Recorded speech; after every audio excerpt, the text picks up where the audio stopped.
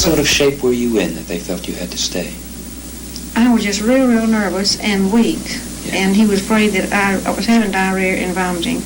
And he was afraid I might faint and be alone and hurt myself some way and no telling when somebody would find me. So he decided to just go ahead and stay on in the hospital.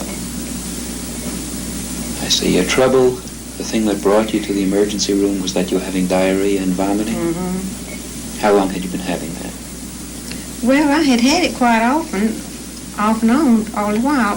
See, I had been out to the Baptist hospital. I say out. You know, I don't mean anything by saying out. I had been out to the Baptist hospital, and I live right behind the Baptist hospital. I said, run over to the hospital and get a drip or something like that. I don't mean anything about being out there or out.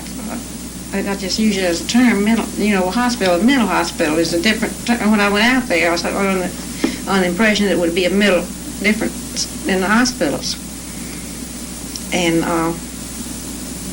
I asked Willard, I said, Willard, if I need to go to a mental institution, I said, well, don't you think it'd be better to go to the university hospital than to go to a private institution or some other kind of institution? I said, you scare me to death, put me out of Whitfield.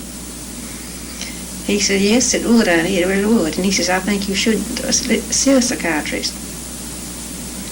And let him recommend what you should have. Had you been out to Whitfield before? No, only to see patients, visitors. I have not been out there, a patient myself, no. You see how my voice does me now when I get real nervous? That Dr. Pugh that they sent me out on Social Security form, see, that's the first psychiatrist I've ever seen. And he sat across that desk and told me that I was just merely on a very mere shape of nervousness. And I was as nervous then as I am now. And you can tell I just got more than a mild case of nerves. When was it you saw Dr. Pugh?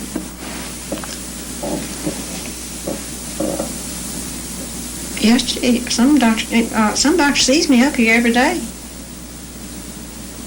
See, I'm just a regular case history in the hospital now. I take routine medicine.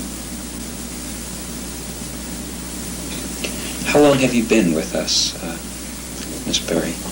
As a patient? Yes.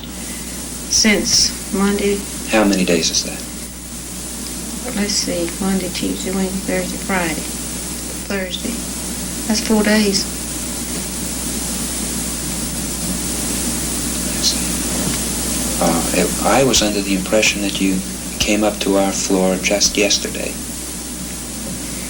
No, I don't know why you got that impression, because I've been a patient since Monday. Yes, but it was on another floor in the university hospital, wasn't it? Oh, well, the reason they did that, I don't know why they wouldn't suggest to put me as a patient. Because Willard suggested that I see a psychiatrist, and I said, well, who should I see? I don't know anything about him. And he said, well, ask the staff doctor. I understand. Miss Berry, why do you feel you should see a psychiatrist? What's troubling you? I don't know that I should. They tell me I should. I don't know that I should see a psychiatrist. I don't know if anything's especially bothering me. I just got a case of nerves that I want to get rid of, and I don't know why I'm in this shape. I don't know if I need a psychiatrist or who I need. I need someone I know. Unusual kinds of experiences recently? No, I wouldn't say so. I don't know of any unusual thing happening to me. Nothing out of the ordinary then has occurred to you the past couple of weeks, say? No. I can't recall anything out of the ordinary passing through my mind. Have you ever had the experience of having any unusual kinds of thoughts?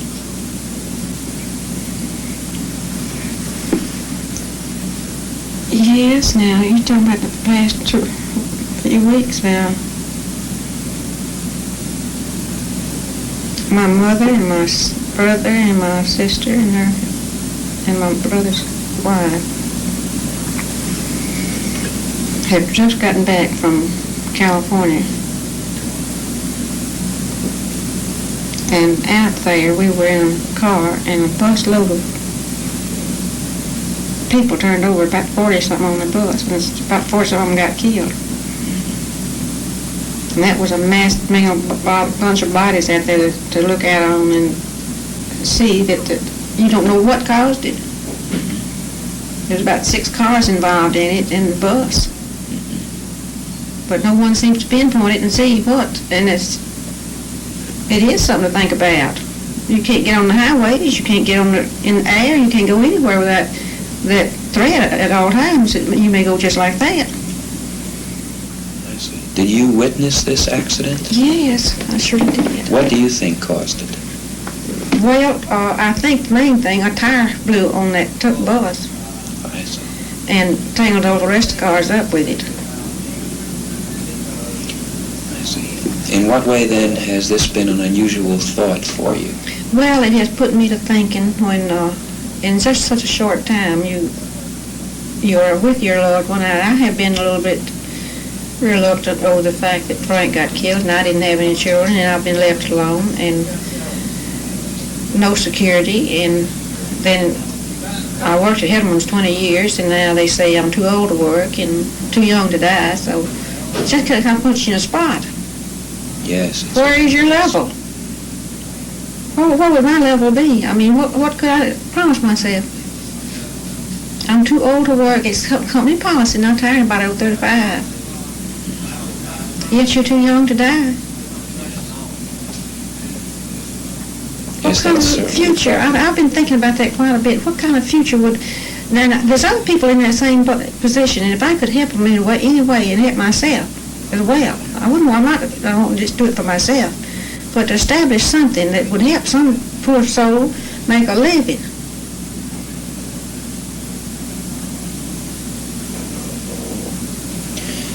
Miss Berry, have you ever had the experience of hearing any voices when there was no one around? Well, I have since I've been over here. Since I've been in the hospital, I've thought I heard voices, and I'd look for them and couldn't find them. That's happened since you've been in the hospital? Yes. What were the voices saying? They would be my mother singing or my sister singing, and it's something like that, or some gay children playing. It wouldn't be anything unusual. Did it worry you that you were hearing voices and there was no one around? No, because some of them were dead voices. Some of them were dead voices? Yeah. What do you mean? My dad's voice and Frank's voice and, my husband's voice and different ones have gone on and been gone. And because these people were dead, the fact that you heard their voice didn't worry you? No. Why is that? They just didn't, because they couldn't be hearing up there too. Yes. Then how do you account for the fact that you were able to hear them? That's through communication. It's through communication? Yeah. What sort of communication? I don't know what kind of communication you call it, but not everybody feels it. Not everybody sees that and hears that. But you do? Not all the time. I don't do that all the time. Yes. And how do you explain the fact that you are one of the few who do? Well, I suppose anybody could. I'm not putting myself as one of the few that could. I'm not saying I'm like that, no. Anybody could? Anybody should put themselves and concentrate on the fact they could. I see.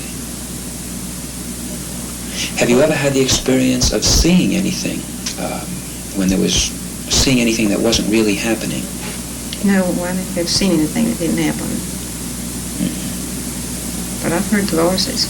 But you've heard the voices. Mm-hmm. Have any of the voices ever said unkind things? No. No.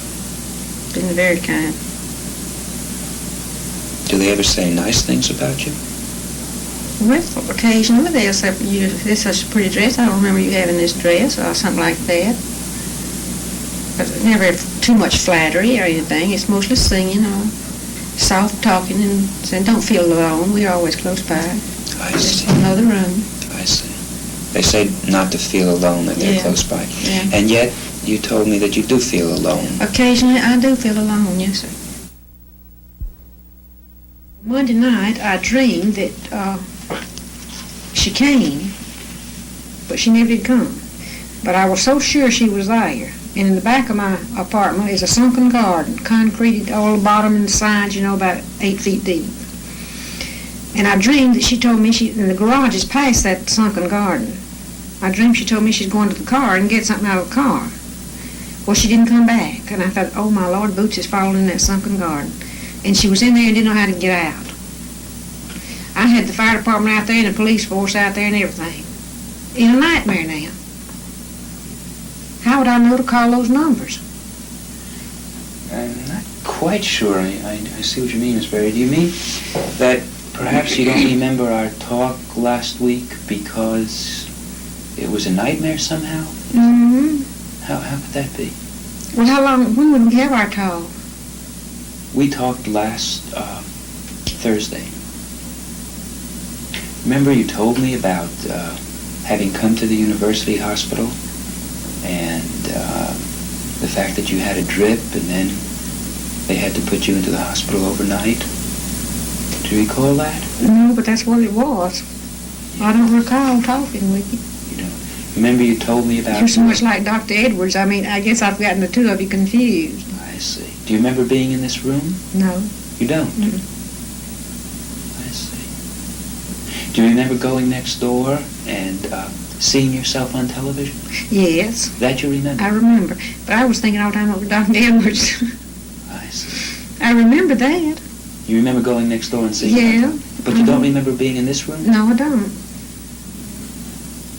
I see. But I do remember going and seeing the recording of the conversation we had. I see.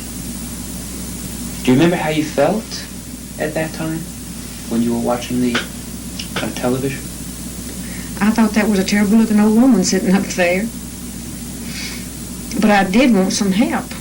I didn't know what was wrong with me, see. And I was all confused. I didn't know why. Willard told me that he was going to send me upstairs, or either I was going to have to go to Whitfield. And I didn't know but what I was at Whitfield. I didn't know where I was. You didn't know where you were? No, I didn't remember coming up here. Yes. When did I come up here? Monday night or Tuesday morning or Wednesday or what? I don't even remember. I remember coming to the hospital on Monday night. Yes. You came up to our floor on Tuesday. Didn't I? Yes. Or, I may be wrong, it might have been Wednesday. It's not important. Do you remember telling me about the voices you were hearing? Yes. Are you still having that? No. When did that stop? I don't even remember. Was I still having when I was talking with you? It was right after I came to the hospital. Yes. I heard the voices, and my mother and my sister. And Yes. yeah, I remember that. That isn't bothering you now? No. I don't hear any voices, and I don't even dream. I didn't as a child. When I'd have a dream, it'd be a nightmare. But I never would, Mom never would wake me up. She'd get me back to bed, but she never would wake me up, and I never did know anything about it. But she said I'd talk just like I was wide awake. How do you feel today? I feel fine.